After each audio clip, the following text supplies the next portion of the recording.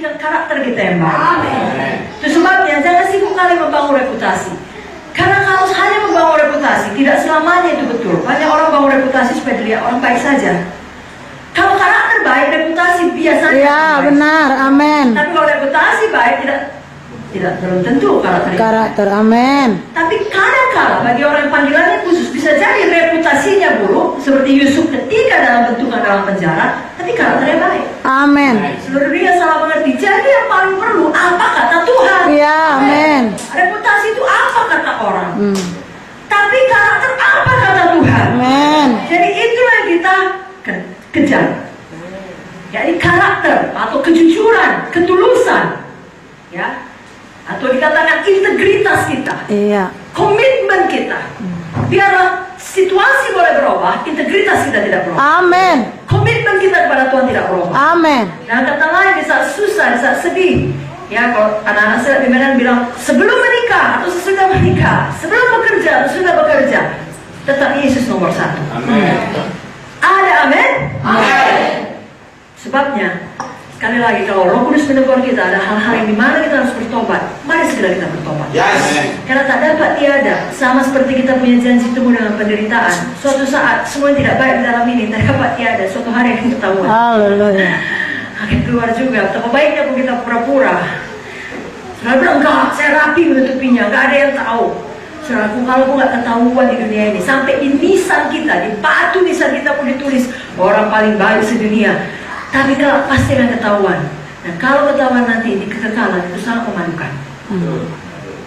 Ya, nanti dipikir orang kita adalah paling hebat di dunia, rupanya enggak. Bagus di dunia dipikir orang kita nggak ada apa-apa. Di sorga Tuhan bukakan kebenarannya. Amin.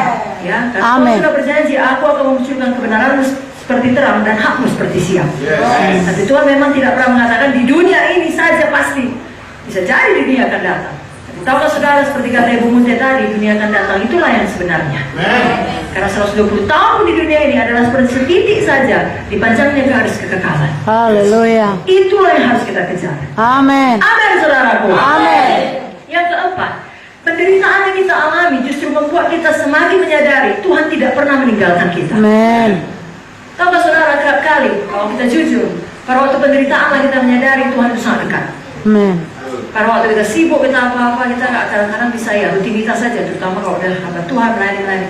Ini pada waktu kita harus berhenti melayani, mungkin karena sakit, mungkin harus menghadapi operasi atau apa saja. Justru di ruang operasi, di kamar rumah sakit, di mana tidak ada orang bisa saudara jumpai, handphone pun dilarang, tidak bisa lihat-lihat lagi. Nah, saudara mendekat pada Tuhan dan saudara lihat Tuhan baik, Tuhan setia, Tuhan Amin. Saudara sadari Tuhan tidak pernah meninggalkan saudara. Amin. Amin, saudara. Amin. Tahukah saudara, dalam Kejadian 39 ayat 20-21 saya bacakan mengenai Yusuf. Lalu Yusuf ditangkap oleh tuannya dan dimasukkan ke dalam penjara, tempat tahanan-tahanan raja dikurung. Demikianlah Yusuf dipenjarakan di sana. Tapi Tuhan menyertai Yusuf. Amin. Katakan Tuhan menyertai Yusuf. Tuhan menyertai Yusuf. Dan melimpahkan kasih setianya kepadanya dan membuat Yusuf kesayangan bagi kepala penjara itu. Luar biasa, bukan? Tuhan menyertai Yusuf. Berarti Tuhan ikut masuk penjara. Kalau dalam kisah Sadrak, Mesak, Abednego, Fikir selalu mau balahan hari itu, Tuhan ikut masuk ke dalam dapur. Ya. Tuhan ikut ada di sana, bahkan nampak raja. Amin. Betul? Betul. Itu sebabnya jangan takut akan penderitaan. Haleluya. Jangan takut akan sengsara. Haleluya. Jangan takut akan bentukan Tuhan. Amin. Kenapa? Karena cerminan kita Tuhan tidak pernah meninggalkan kita.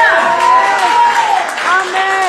Amin. Ibrani 13 ayat 5 jelas dikatakan, aku sekali-kali tidak akan membiarkan engkau, Yes. dan aku sekali-kali tidak akan meninggalkan engkau. Amin. Sebab itu dengan yakin kita dapat berkata, Tuhan adalah penolongku, aku tidak akan takut. Apa yang dapat melakukan manusia dalam aku?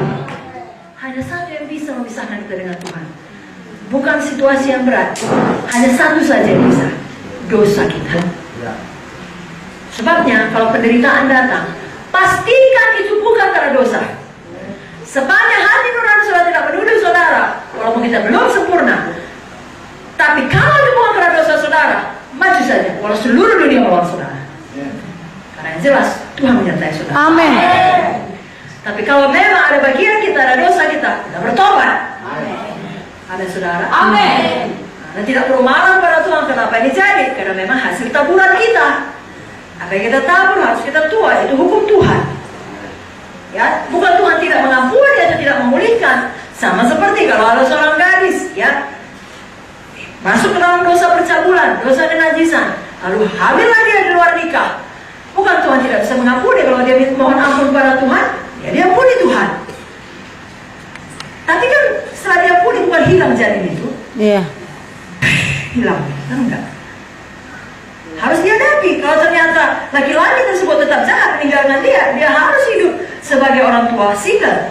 Dia harus membesarkan anak sendirian. Bukan Tuhan tidak bisa memulihkan, bisa Tuhan pakai anak itu jadi hamba Tuhan. Amin. Tapi tetap ada harga yang dibayar akibat Ya. dosa tersebut. Nah, sebabnya kita tidak boleh sesat. Apa yang kita tabur akan kita tuai. Mari pilih untuk menabur dalam kebenaran. Amin.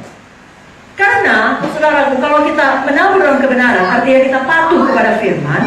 Ketika penderitaan datang, ketika masalah datang, ketika semua yang buruk-buruk datang, kita akan tetap bertahan. Amin. Tahu saudara, orang yang patuh pada firman dapat masalah. Orang yang tidak patuh pada firman juga dapat masalah. Percaya saudara itu? Iya. Saya bacakan ayatnya. Matius 7 ayat 24. Setiap orang yang mendengar perkataanku ini dan melakukannya, ia sama dengan orang yang bijaksana yang mendirikan rumahnya di atas batu. Kemudian turunlah hujan, datanglah banjir, lalu angin melanda rumah itu, tapi rumah itu tidak roboh, sebab didirikan di atas batu. Tapi setiap orang yang mendengar perkataanku ini dan tidak melakukannya, ia sama dengan orang yang bodoh yang mendirikan rumahnya di atas pasir. Kemudian turunlah hujan, datanglah banjir, lalu angin melanda rumah itu, sehingga robohlah rumah itu dan hebatlah kerusakannya. Jadi sekali lagi, kalau anak Tuhan, orang Kristen, bahkan hamba Tuhan dapat masalah dalam bentuk apapun, jangan dihakimi. Karena Alkitab sudah jelas-jelas mengatakan semua dapat masalah. Mau baik nggak baik, dua-dua dapat masalah. Bedanya adalah orang yang mendirikan rumah di atas pasir, yang tahu firman tapi tidak melakukannya, ketika badai datang, ketika angin melanda, artinya ketika masalah datang, ketika penderitaan datang, tidak tahan, dia akan roboh. Nah, hebatlah kerusakannya. Sebaliknya kalau kita di dalam kebenaran, di dalam kepatuhan, mempraktekkan firman, tahu firman dan melakukannya, masalah tetap datang juga. Tapi rumah itu tetap. Amin.